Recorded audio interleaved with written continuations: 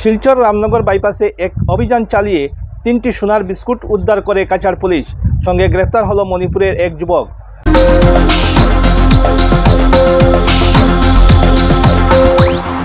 জানা গেছে, এক গোপন তথ্যের ভিত্তিতে রবিবার শিলচর রামনগর বাইপাস এলাকায় এই বিশেষ অভিযানে সোনার বিস্কুট সহ এক পাচারকারীকে আটক করা হয়। আটক হওয়া পাচারকারী মণিপুরের চূড়াচাঁদপুরের লামকার বাসিন্দা।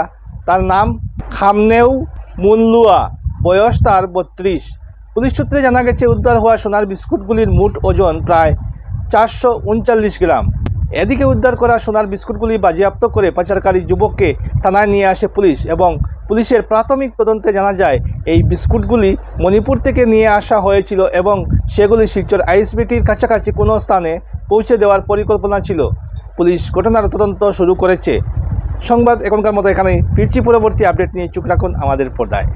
বৈধ সামগ্ৰী সৰবৰাহৰ বিৰুদ্ধে আমাৰ যি অভিযান আছে অব্যাহত আছে আৰু যোৱাকালি আমি এটা বিশেষ সূত্ৰৰ পমখেদি আমি এটা অভিযান আৰম্ভ কৰিছিলোঁ আৰু এই অভিযানটো আমাৰ শিলচৰ বাইপাছৰ ৰামনগৰ অঞ্চলত এই অভিযানটো চলিছিলে আৰু অভিযান কালত আমি এজন ব্যক্তিক আমি যেতিয়া কৰায়ত্ব কৰোঁ আৰু সেই ব্যক্তিজনৰ পৰা আমি 3টাকৈ সন্দেহজনক ভাবে 3টাতকৈ সোণৰ বিস্কুট আমি জব্দ কৰিবলৈ সক্ষম হলো আৰু জব্দকৃত 3টা সোণৰ বিস্কুটৰ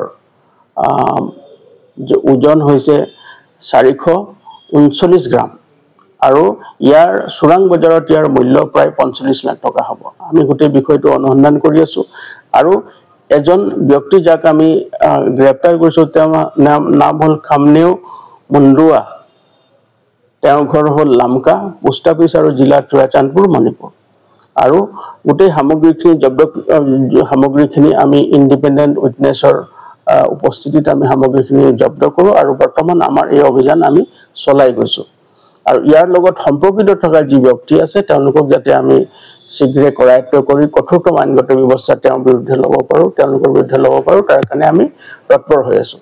প্ৰাৰম্ভিক তদন্ত কালত দেখা গৈছে যে এই সামগ্ৰীখিনি চুবুৰীয়া ৰাজ্যৰ পৰা আমাৰ জিলালৈ আহিছিলে আৰু ৰামনগৰ আইএছবিটি অঞ্চলত এই সামগ্ৰীখিনি কোনোবা এটা এজেণ্টৰ হাতত তেওঁলোকে এইটো গতাই দিয়াৰ তেওঁলোকৰ পৰিকল্পনা আছিলে। গতিকে আমি সেই বিষয়টো অধিক অনুসন্ধান কৰি আছো আৰু ইয়াৰ লগত সম্পৰ্কিত থকা আন্তঃৰাজ্যিক হওক বা আন্তঃজিলা হওক যি এজেণ্ট বা যি চোৰাং বেপাৰী জড়িত হৈ আছে তেওঁলোকৰ বিৰুদ্ধে আমি কঠোৰতম আইনগত ব্যৱস্থা ল'বৰ কাৰণে আমি তৎপৰ হৈ আছো।